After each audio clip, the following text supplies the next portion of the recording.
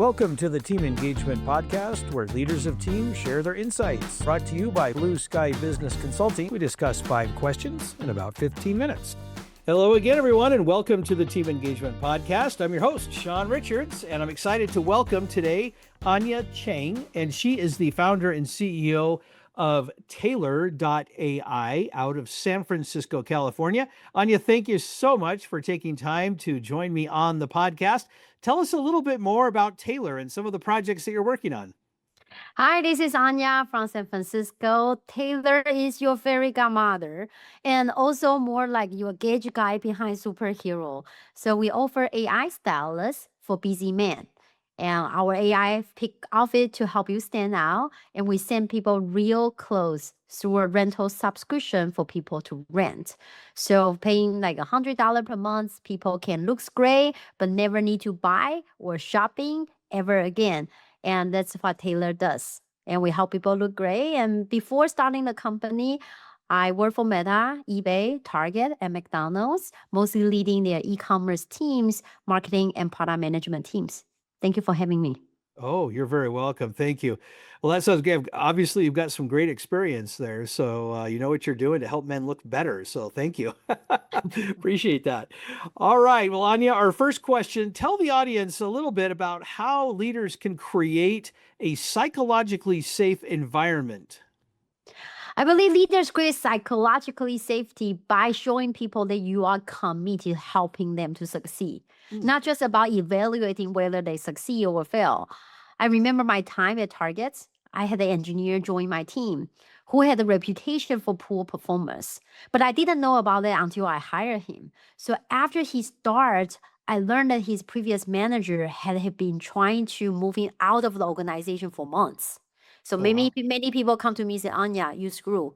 You hire the wrong persons. The other team, he was an internal transfer. The other team recommend him because they try to get rid of him. So many people thought I had made a mistake.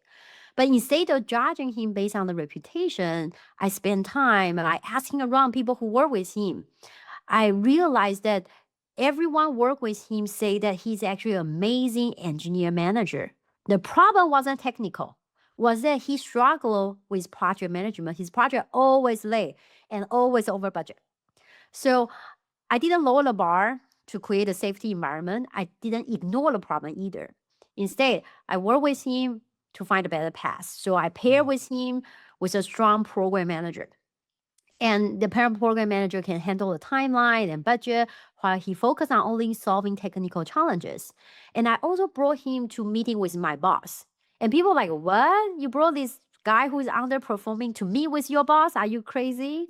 But I gave him the exposure to executive meeting so that he better understand the context behind the business decisions. Oh, So smart. as you can imagine, if you were him, you feel like you are underdog. Someone actually respect you and helped you.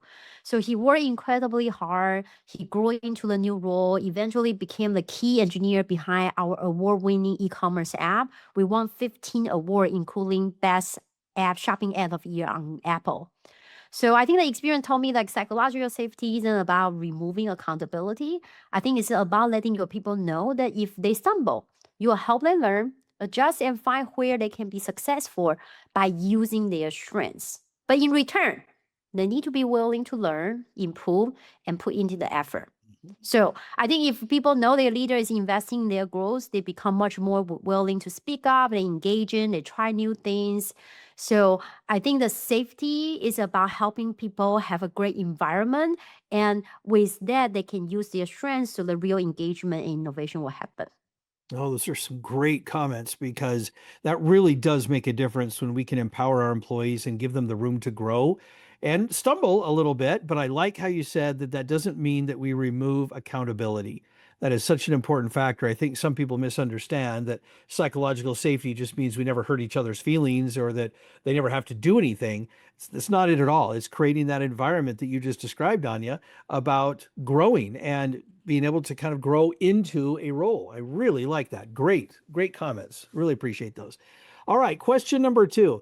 Anya, you've obviously had a lot of people that have influenced you for good and in positive ways throughout your life. As you think about the people that have influenced you, or maybe one person in particular, what's one word that you would use to describe that person? Courageous. Mm. One of the most influential people in my career was my former boss at eBay, Ariel Mayer. I think he's very courageous. Most people probably would describe him more of like well connected. He came from a sales background. But what really stood out to me was his courage. So like for example, he willing to challenge it how I thought about relationship and leadership. I asked him because he is he's a guy that everybody love him. He's a sales guy. Once he walked into a room, everybody listened to him. He told a story and everybody was like, wow, so amazing. He's handsome, nice looking, and would like have the executive present. So I always thought like, hey, building relationship meaning that meeting with important people, meaning that you are their close friend. No, he challenged me that. He said, no, you know, people don't help each other because they are close friends. They help you in career because you have helped them. So he challenged me to think about observing things that you can help them throughout their journey, such as helping other team to find new information or other. He also have the courage to stay close to a customer. He was a general manager. He led over 100 people, but he will Wow. personally call customer in Africa every week to understand their frustration and learn how we could improve on product. He will read every single App Store review, and most of executive rely on report and dashboard. Ariel pick up the phone. And what I learned from him is also that courage isn't always about taking big risk. Hmm. Sometimes it's about the humility to listen, the patience to invest in people, and the willingness to do the hard works, even other things that is just beneath them. So I think that lesson stay with me throughout my career, whether I'm building product or leading team or startup. I've learned that many best opportunities come from having the courage to help first, listen first, and learn first. Oh, I really like that. Having courage to do the things that other people don't want to do, to listen first. I just love that. It's because you're right. It's not always about taking big risks. Sometimes it's just about doing those things that we know we're supposed to do that we don't do for whatever reason. But I really like that. I really like that listening is a courageous act in and of itself. So great, great comments. Thank you. Question number three: how can leaders foster a growth mindset, either for themselves as the leader or for their team or their company? For me, I think a growth mindset would start with being willing to do things before you are fully ready. When I Mm. was at Target or Taylor, like in Taylor, for example, I had no experience in the fashion industry.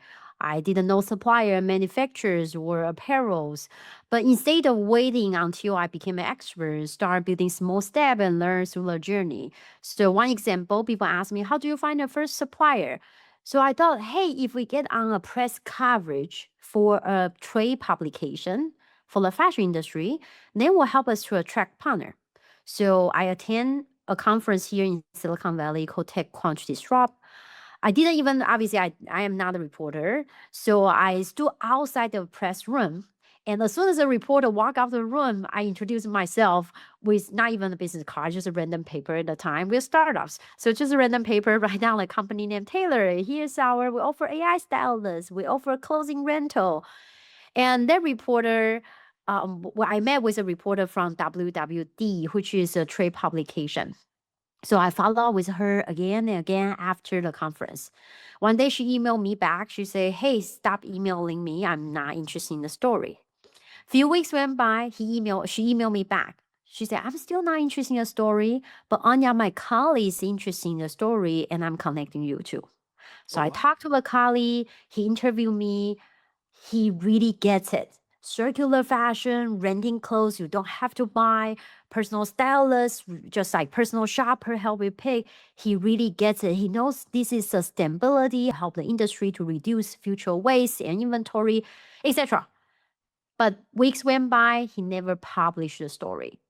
So instead of giving up, I keep in mind that we have the opportunity. So one day we went on startup competitions. So I approached a Northwestern University school public magazine because the competition was hosted by University of Chicago, and the two schools hate each other. So I reached out to Northwestern University, say, hey, this is we are going on a competition, and potentially there will be a headline saying Northwestern University alumni is about to win University of Chicago alumni competition. I'm an alumni from both schools. And so the school the newspaper published the story. Next day morning, for some reason, maybe it was just a light day of news, ABC Chicago picked up the story, published it. Wow. So I took the ABC news story, I sent it back to the trade publication reporter. I say, hey, I remember we had a great conversation. I don't know why the story didn't come out. Maybe you can use this coverage to convince your boss. And the next day, he published a story, news came out, and we got first supplier, which is a brand in Canada, reach out to us and became our first brand partner. Fast Wow. forward, we now have 150 different brands from Johnson & Murphy, Bonobo, Marine Layer, BYLT, Cuts, and many more. And fast forward where we are has become a company serving US nationwide. So the idea is with a growth mindset to let yourself stretch a little bit. Maybe don't wait until you feel like you're completely ready, but focus on an opportunity that may challenge you a little bit. I like that. Yeah. And I found that enabling my team to collaborate along the way, but be okay that maybe their perception change or having confidence they were right in the right place really helped me push forward on a faster pace than we could have stayed like waiting for completions and overly care for. So I think growth mindset is also about doing things when you are not ready and Right. willing to learn along the journey. Oh, I like that. Very good. Thank you. All right. Question number 4. How can leaders and managers really kind of get control of emotional wellness and stay on top of that? It's such a big topic these days. What can managers and leaders to help with that?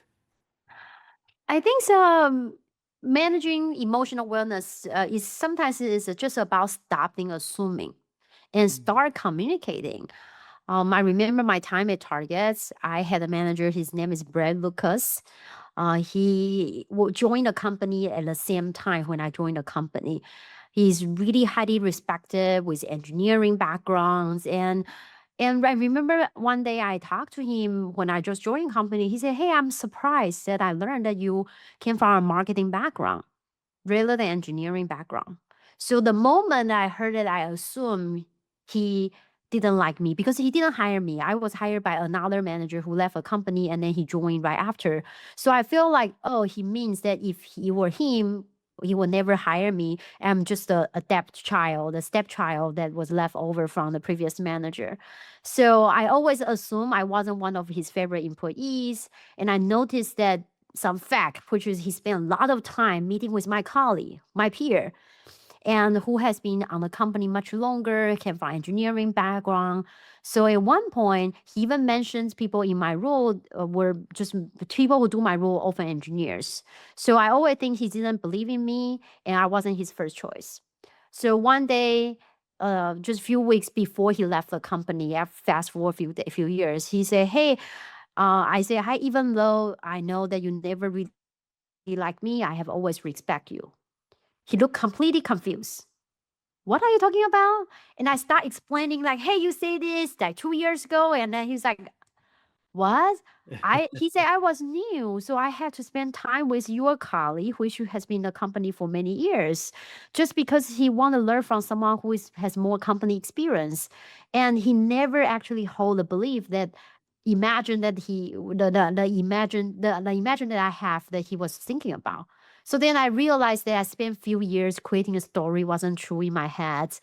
The experience told me that many of our emotional struggles sometimes come from a story that we tell ourselves. Mm, Some yeah. someone never invite us to lunch, so they don't like us. A manager doesn't assign a project.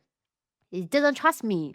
Often the reality probably just simpler. He forgot, or just the person next door say that, or what the person volunteer, or what. So today, when I feel frustrated, worried, or discouraged, I try to ask myself, like, do I actually know this is true, or am I creating a story?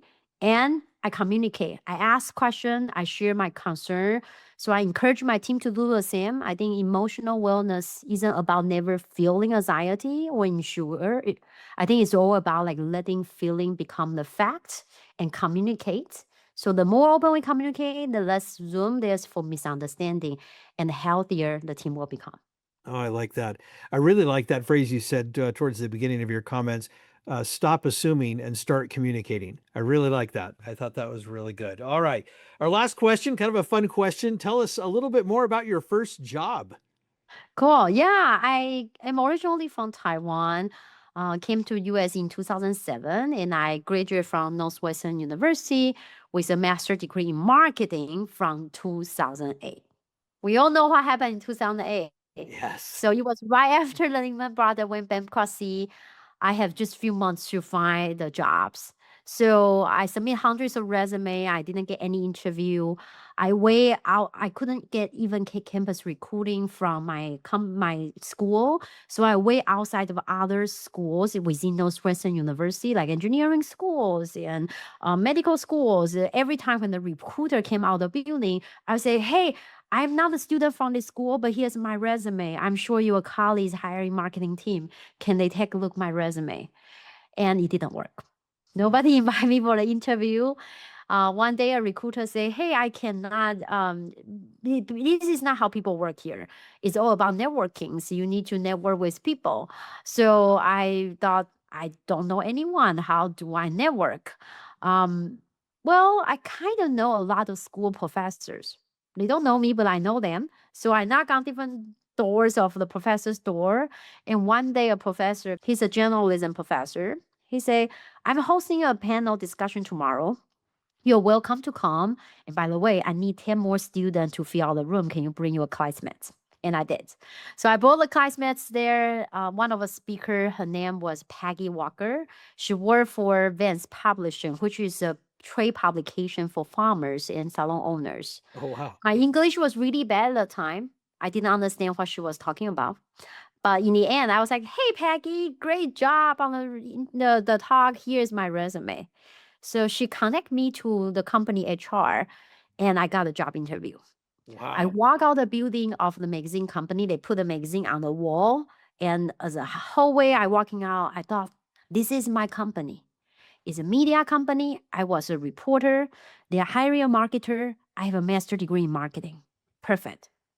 Few weeks went by. I called Lauren, who is the HR, and Lauren picked up a phone call and she said, "Stop calling me." She said, "I was laid off. Please stop calling me. I no longer work for the company." Oh, Even the HR was let go. So I asked Lauren, like, "Hey, you have nothing to do. Do you want to grab a coffee?" She said, "Yes." We had a coffee in a Starbucks right next to a train station. Every few minutes, the train went by, blah, blah, blah, blah, blah, blah. And we stop and we talk. And she told me a lot about the company, like who is an advertiser, who is a decision maker. But she also told me a fact. She said, "Anya, have you heard of New York? New York and LA. They are biggest cities in the US. Bigger city has more job." So with that idea in mind, I went on for 2 months, staying in different friends' living room every week in New York and LA looking for job. I print out 2,000 alumni from Northwestern University's alumni directory, and I call calling each one of them. And I end up met with a lot of alumni, but nobody was hiring. So I was very interested in media company at the time. So I noticed the newsstand, in the old time New York, on the street they have newsstand. hmm And I yeah. bought all of the newspaper because the newspaper all wrote something say publisher name, so and so. And if you want advertising, call this number. So I bought all the newspaper. I went home, not even my home, my friend's living room. I start calling all of the publisher. As a result, I actually met with most of them. New York Times Wow. CEO, CN, VP, but nobody was hiring. I thought this working, but it's a little bit too slow. I need to go somewhere where I can meet hundreds of people once. Conference. If I go to conference, I can meet a lot of people. But conference tickets are very expensive. Yes. So I call a magazine company back in Taiwan. I say, "Hey, would you like me to cover this amazing conference in New York? I can interview Shawn, he's amazing podcast host, and for free." So the magazine said yes. I call the trade show company and I say, "Hey, I'm a reporter from Taiwan. Give me a press ticket." So I went into the conference. I talked with a lot of people, but nobody was hiring. So I went back to Chicago. It was in January. Chicago's winter just as cold as a job market. I was ready to back to Taiwan. But before I went home, I realized I didn't get a job, but I learned a lot. During the process, I talked to a lot of people, I researched a lot.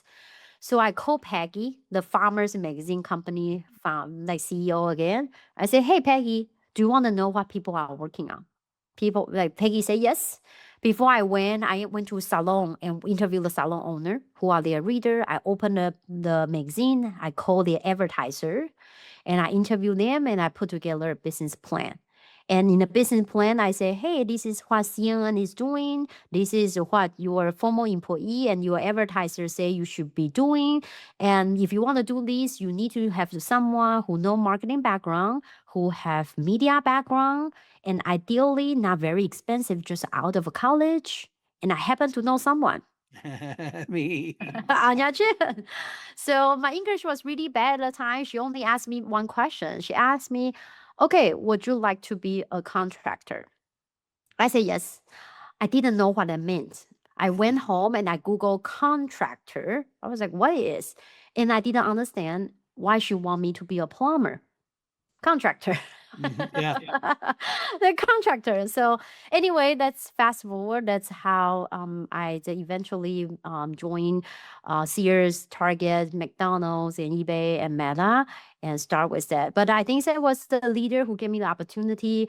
Was a leader who allowed me to use my to tell me where it might be opportunity. But mostly importantly, the reason I keep mentioning earlier using the strengths, I think that I was using my strengths because I was a reporter. So I wait outside, ambush the hiring manager. I cover the story for the conference. I cold calling people to ask them for information interview. If you were me, probably would do very differently because our strengths is different. So I would say the leader is people who will help people to identify their strengths, use your strengths. But if leader cannot help you, then help yourself. Oh, I like that. Great input, and you're very ambitious, and you stuck with it. You didn't give up, and so that's really impressive. So very good, Anya. Thank you so much for joining me on the podcast. How can people find you? Yeah, if you want to look great and dress like who you want to be, go on Taylor.style. That's TAELOR.STYLE. Taylor.style. Use the code podcast25 to get 25% off first month. And you use the code podcast gift for giving out a gift card for people who want to look good but don't want to spend time chasing after fashion. And feel free to reach out to me if you are our supplier, great talents. We partner with dating site, fitness center, and then a lot of corporate community investors. So reach out to me. My email is Anya. That's ANYA at Taylor, TAELOR.ai. Very good. Thank you so much, Anya. And thanks to all of you for joining us for this episode of the Team Engagement Podcast. We encourage you to subscribe or follow us so that you can stay up to date every time we release a new episode. Again, I'm your host, Shawn Richards. Thanks for joining us. Have a great day. This is Shawn Richards with the Team Engagement Podcast, where leaders of teams share their insights. Be sure to follow or subscribe to the podcast so you don't miss an episode. And for more leadership tips, pick up your copy of Rapid Fire Leadership by going to rapidfireleadership.com, where you can also download free resources to help you in your leadership role. Thanks for joining us today. Have a great day.